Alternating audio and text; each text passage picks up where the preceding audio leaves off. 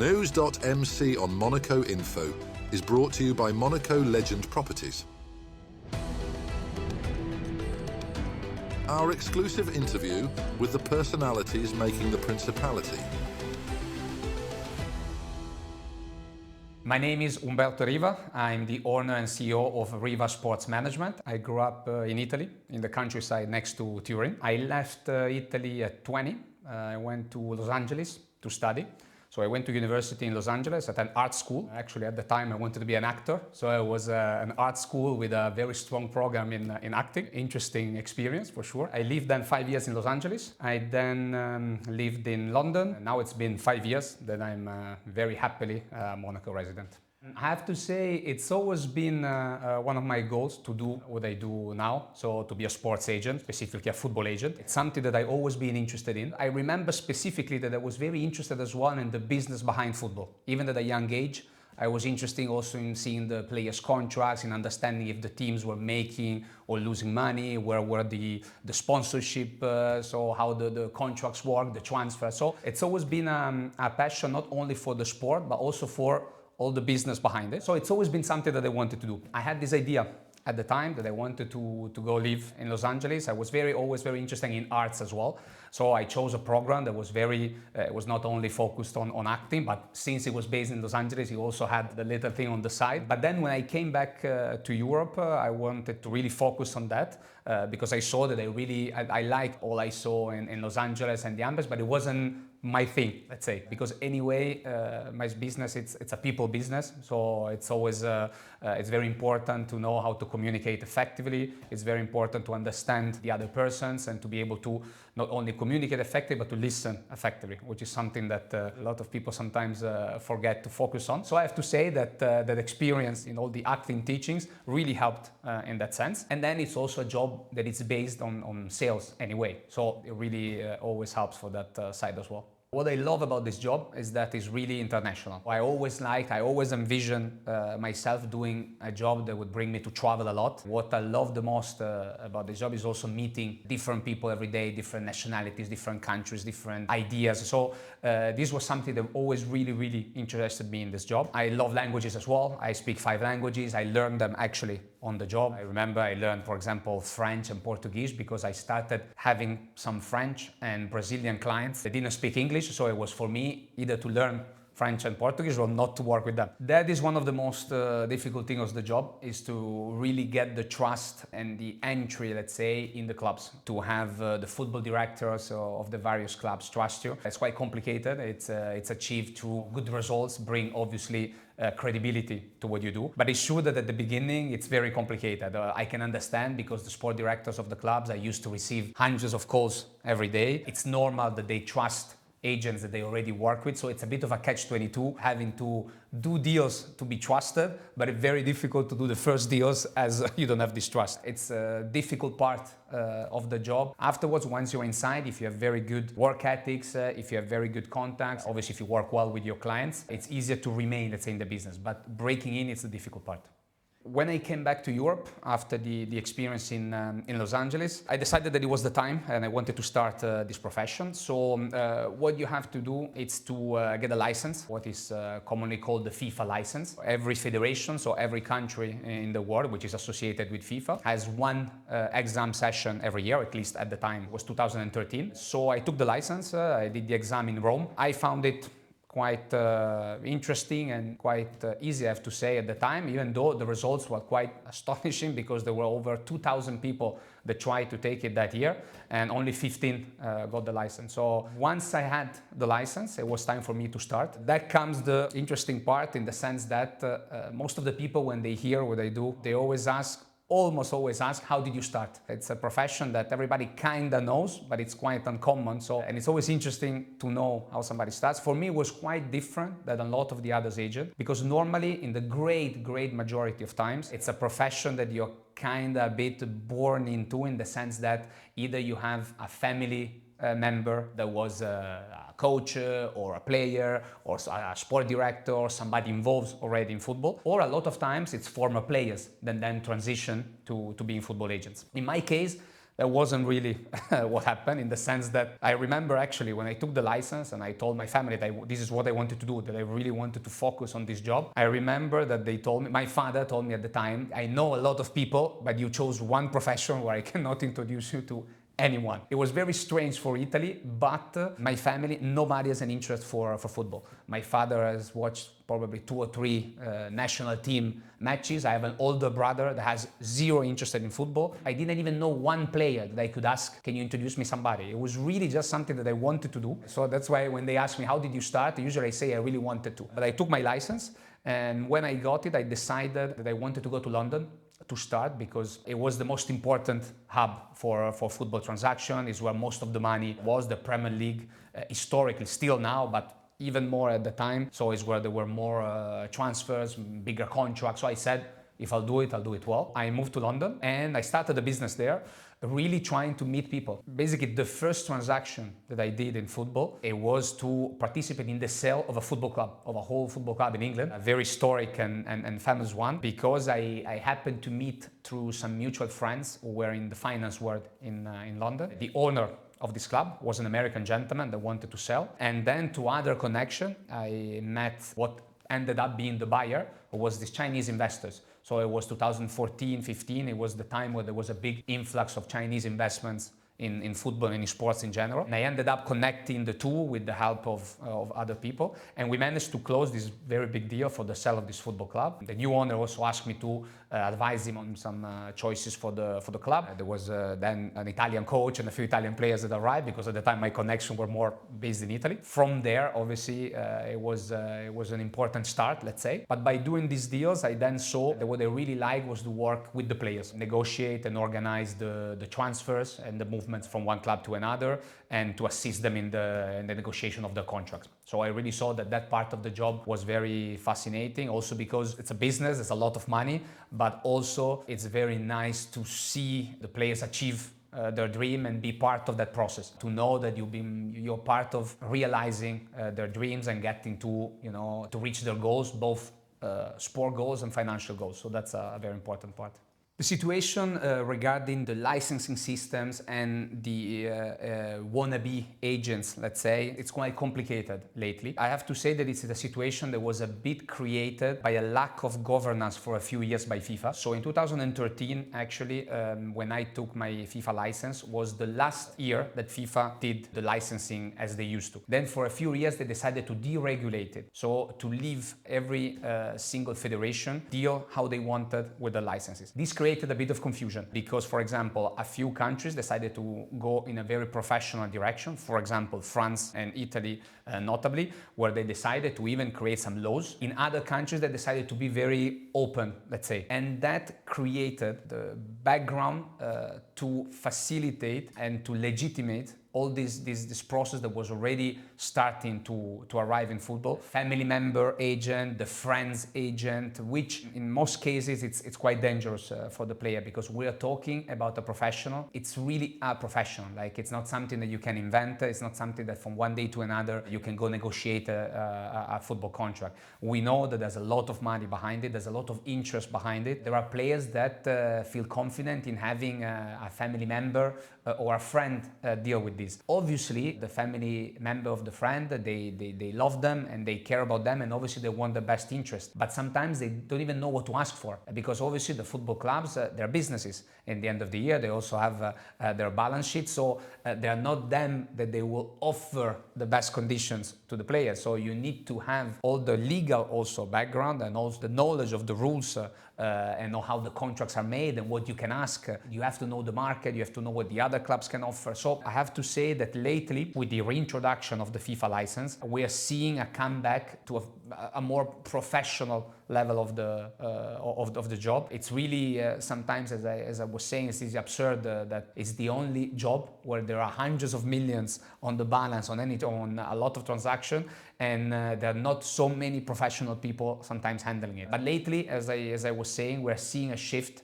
and it's going back to be way more professional. Also, there's a lot of institutional investors and a lot of, let's say, big investment funds, and they're bringing a lot of professionalism with it. So also, all the new owners, they prefer to talk only with professional licensed agents instead of the friend of the player. I've worked in the past with AS Monaco, so my job is very cyclic sometimes. So sometimes I have 2 or 3 players in one specific teams, and then maybe for a couple of years and I don't work with that team again. I've worked obviously in the past with Monaco, which is a club, as I said, that I always look with a special regard. I have clients based everywhere. The league where I work the most, Italy, France, England and Portugal. But my clients are based a bit everywhere, and club-wise, obviously I have contacts with all the clubs in Europe.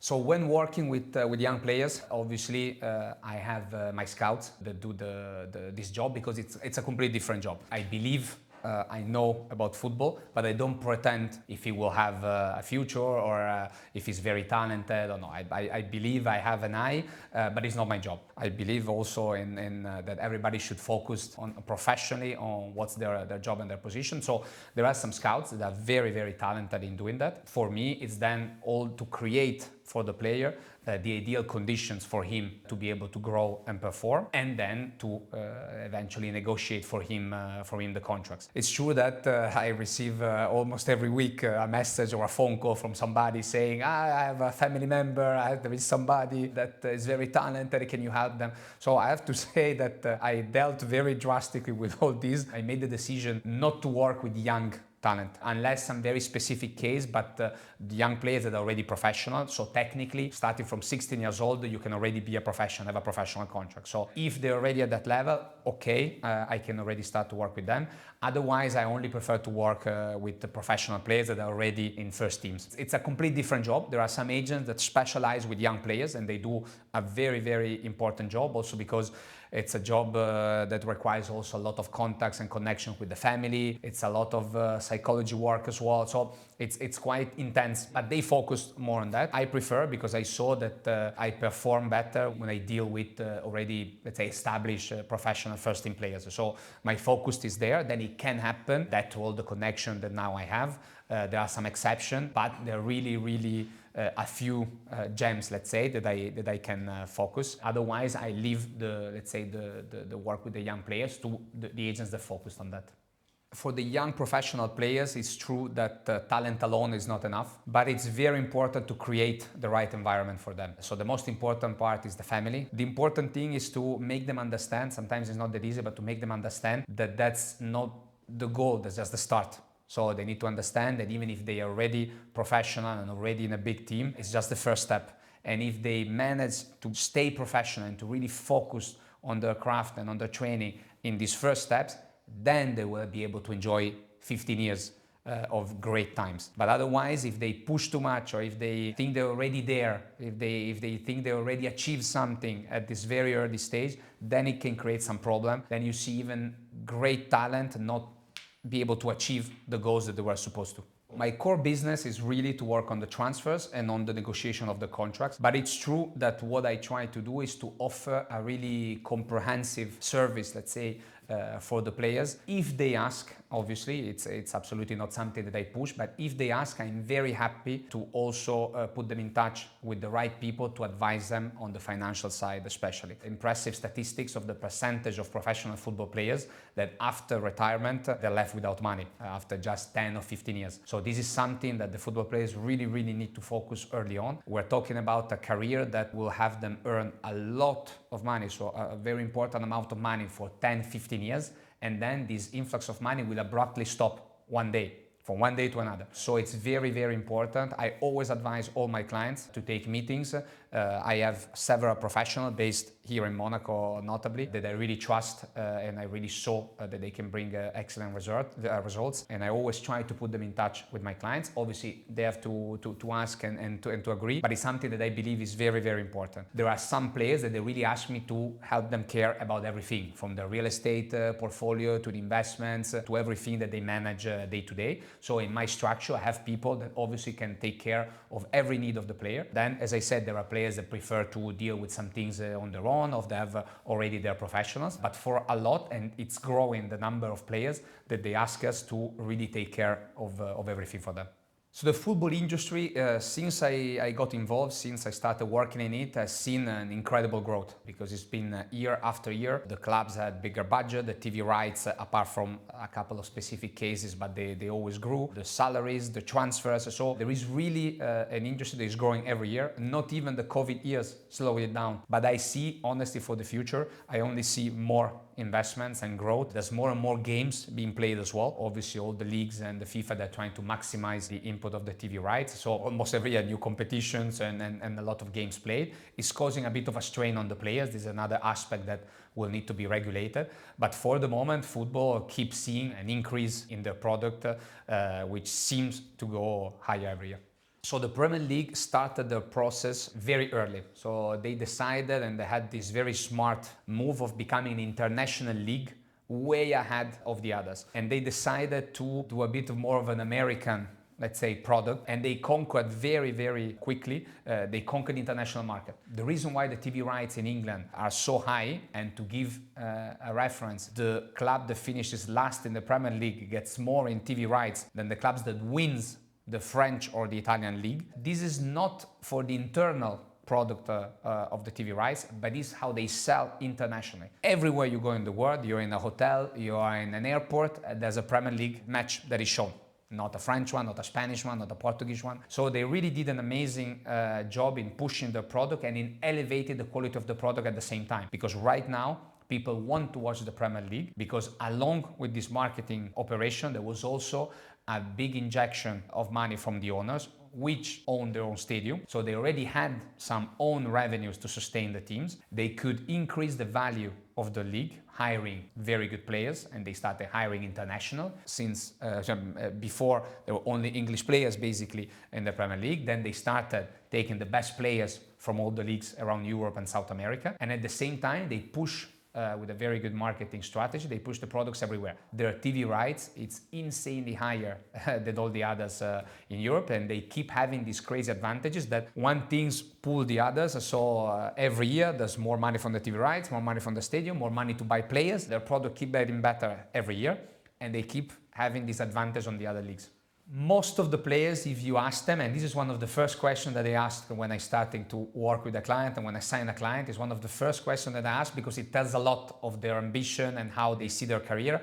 I always ask, what's your dream league or dream club where you want to play? And I have to say that a very solid 80% it's Premier League. The rest, the 20%, is not really a country, but it's some clubs. Because there's still some clubs that have that aura. So there are some players that still tell you AC Milan, because it has this maybe they remember seeing all the great players. There are some players that tell you Paris, or there are some players that tell you Barcelona. But otherwise, if you tell them one league, it's almost always Premier League where they want to go. I had the pleasure to come to Monaco a lot since I was a kid because my parents had an apartment here. We used to come a lot in the spring and in the summer for weekends. So I've always loved Monaco. I always loved the feeling here. I remember coming since I was a kid, always feeling great here. Also I have a link with football here because where I grew up it was quite complicated to go to the stadium. I remember I used to come here in the spring before the league ended, and when I was here and Monaco was playing, I remember walking and going to the stadium and having fantastic experience watching the club there. So it became, let's say, my club as well, the club that I supported as well when I was younger, and I still look with regard. So I always had a connection with Monaco, and I always had in mind that once the time was ready, that I wanted to come back and live here. So after England, I stayed for 5 or 6 years in England. I built my company. Then also it was around the time of Brexit. People were starting to talk about Brexit. So I said, this is the right moment. My company started having a good structure. I was doing important deals, started to do important deals every year. So I decided that it was the moment to come live in Monaco, which is a place, again, that I always loved, and I love more every year because it's growing, it's changing. I believe in a great direction every year, so it's improving every year, and it's a fantastic base. In a 4 or 5 hour drive, there's almost 20 football clubs. Plus, I love the fact that now that I'm based here, a lot of times instead of me traveling to the clients, I invite the clients here, which is amazing. Everybody is always saying yes to come into Monaco and be invited to Monaco. So this also, I have to say that since I'm based here, I cut by 40 or 50% the travel that I was doing, because I can invite the people here. They are extremely happy to come. It's always amazing to invite people here. They always love it. And then Monaco, it's honestly, it's always been very focused on sport and on the business behind sport. So it's a place where you can meet a lot of interesting people all the time. I really, really love the vibe and the feeling here. My favorite place in Monaco is the Yacht Club. I've been the pleasure and the honor of being a member there since 2022. And it's really an exceptional club. Everything is great, the service, all the people that work there. It's really done to make all the members feel at home, and it's a place where I made amazing connection. They always do very interesting events, so it's a place where I'm very, very happy to go. I go almost every day, either for lunch or dinner or using the facilities, the gym, the pool. So it's really a place where I feel at home and I love to spend time. And it's also an amazing place to invite clients. So when they're here and they come for meetings, it's always a fantastic spot to invite them for lunch or for a coffee, to enjoy the view, the amenities, and see how beautiful the place is. A resident here for 5 years now. My company as well has been based here. I did the process of transferring all my businesses here from England, where they were based at the moment. And I plan on staying here because I think it's an amazing place to really mix your personal life and your professional life. So to have a fantastic personal life and enjoy all Monaco has to offer, and also take advantage of all the economic and professional connections that you can do. That's all for today. Thank you for watching News.mc, your English rendezvous on Monaco Info. Discover more interviews and stories on our websites, news.mc and monacoinfo.com. This show was brought to you by Monaco Legend Properties.